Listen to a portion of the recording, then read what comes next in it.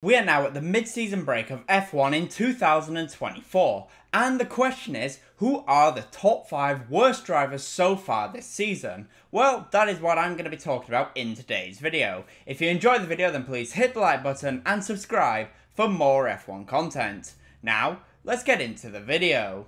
Number 5, Lance Stroll. Yep, kicking off the list is the driver that some of you love to hate, and that is Lance Stroll. Now, for some of you, Lance Stroll will instantly be the worst driver of the year, just for being Lance Stroll. However, I will give him some props for this year. Lance Stroll has been closer to Fernando Alonso this year than he was last year, and actually has beaten him a few times, as head-to-head in qualifying, they are at 9-5 in the favour of Fernando Alonso. Also in the main Grand Prix, it is also 9-5 in the favour of Fernando Alonso, which in all honesty is not that terrible, especially when you consider the calibre of Alonso as a driver. The relative performance of the Aston Martin has significantly declined during the year, and for some reason that decline in performance has actually brought Stroll a little bit closer to Alonso, which may be down to Alonso not really putting in the same amount of effort as he was when the car was more competitive. But either way, for Lance Stroll, this is not that terrible. However, it has to be said, Stroll has been one of the worst drivers. In general, when it comes to qualifying, he is beaten by his teammate and then beaten by quite some distance, with Stroll struggling to make Q3 even when the car was at its most competitive.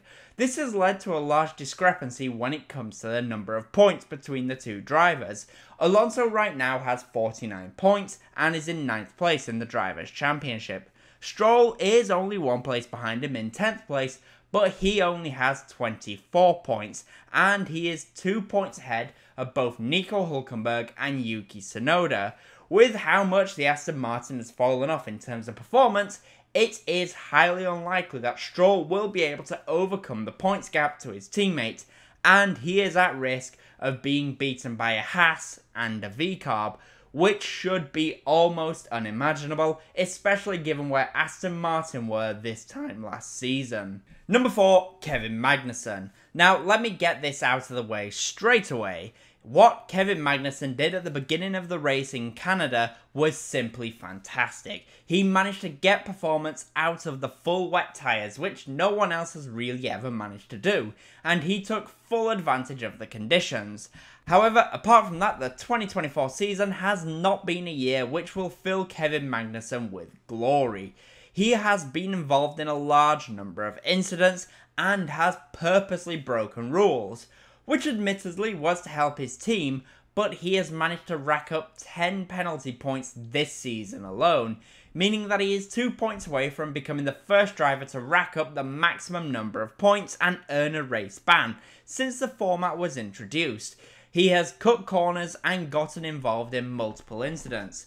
He put Logan Sargent out of the race in Miami, and at Monaco he got involved in a large incident with Sergio Perez and teammate Nico Hülkenberg, an incident that was largely his fault, and one that still to this day, in my opinion, should have earned him that race ban. Magnussen has also been largely outperformed by teammate Nico Hülkenberg, as he is losing 11-3 in the qualifying head-to-head, and in the race head-to-head it is 11-2 in the favour of Nico Hülkenberg.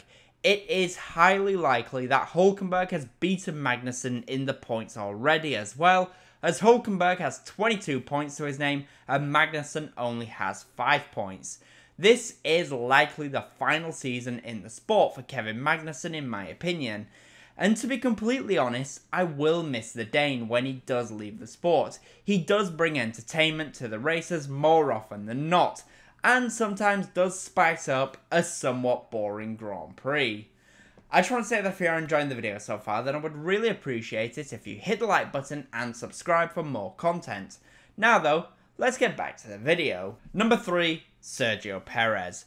Let's be completely honest. I know some of you have Sergio Perez as a slam dunk number 1 worst driver so far this year, and if you based it off his performances since China, I would probably agree. But I will give him some credit. He looked very impressive at the opening couple of races, which I admit was when Red Bull were at their strongest. But it did look like early on this season that Perez would be the number 2 to Verstappen that they always wanted.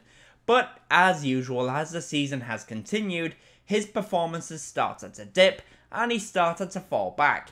He has also started to find himself in the wall a lot more often than Red Bull would probably want. And now it sounds like Red Bull could actually be struggling with a cost cap due to the number of incidents that he's getting involved with. At the most recent race at Spa, it looked like finally Perez had gotten on top of some of his problems, as he qualified in 3rd place, which turned to 2nd place when the lights went out for the Grand Prix. But as we've seen a lot this year, that pace was just not there, and Perez seemingly lost all confidence in the car, similarly to how Gasly and Albon both lost confidence in their Red Bull cars when they were paired with Max Verstappen. Perez has fallen down the standings as the season has gone on. He was 2nd for a while, but now he has dropped to 7th place with 131 points, and really he should be in 8th place after the Belgian Grand Prix. And it is looking more and more likely he is going to cost Red Bull the Constructors' World Championship. In qualifying, it is 14-0 in the favour of Max Verstappen, and in the races, it is 13-1 in the favour of Max. The only reason Perez has the 1 on Max is because Verstappen broke down from the Australian Grand Prix. Perez has no hope of beating Max this year, and this for me will surely be the final season of Sergio Perez in Formula 1, as 2025 is starting to take shape without the Mexican driver on the grid. Number 2, Zhou Guanyu. Let's go now to another driver who will likely not feature on the grid in 2025. Zhou Guanyu is in his 3rd season in F1, and he has improved somewhat from his very first season, but it has to be said it is simply not good enough. The Sauber itself has been a bit of a box on wheels so far this year, so it has been very difficult to place him. Also, at the beginning of the year, Sauber couldn't do a pit stop to save their life. The team does need a bit of a kick up the behind, and there is a lot at stake for them with Audi coming in the near future. But in general, Zhou has not been good enough, especially in qualifying. Zhou has very often been out in Q1, and he has been on the back row of the grid quite a lot this year, while teammate Valtteri Bottas has managed to get the Sauber into Q2. The qualifying head-to-head is 13-1 in the favour of Bottas. In the race head-to-head, it is a little bit more favourable for Zhou Guanyu, as he is losing 9-5, and technically he is ahead in the driver's standings, but Bottas would have been in a position for points in China, whereas Zhou never really had a shot.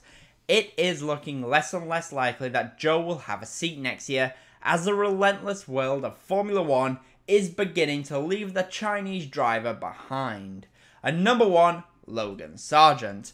Logan Sargeant, it has to be said, is having a more improved season this year when compared to 2023. He is not as woefully slow as he was last year, but still in race conditions, Logan Sargeant is missing a lot of pace when compared to Alex Albon in the other car. The American driver is once again getting absolutely trounced, as it looks like he is a little bit out of his depth, and he is almost accepting his fate at this point that this will be his final season. In qualifying between them, it is 13-0 in favour of Alex Albon. It would probably be 14-0, but Logan was withdrawn from the Australian Grand Prix. Admittedly though, it was not his fault that he was withdrawn from that weekend. And in the races, it is 10-2 in the favour of Albon.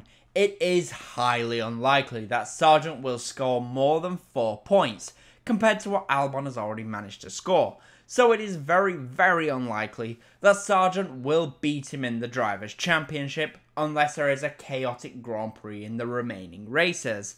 And this season could very well be the final season for the American driver, especially as Carlos Sainz has signed for the Williams team, and it doesn't look like any other team will want to take him on as a driver. But he does at least look like he will have a future in IndyCar, where I'm sure he will have a little bit more success. So those are my 5 worst drivers for the season. The question is though, who is in your list for the 5 worst drivers in the 2024 F1 season? In the comment section down below, please do let me know. And as always, comment, leave a like, and subscribe for more F1 content. Thank you all so much for watching.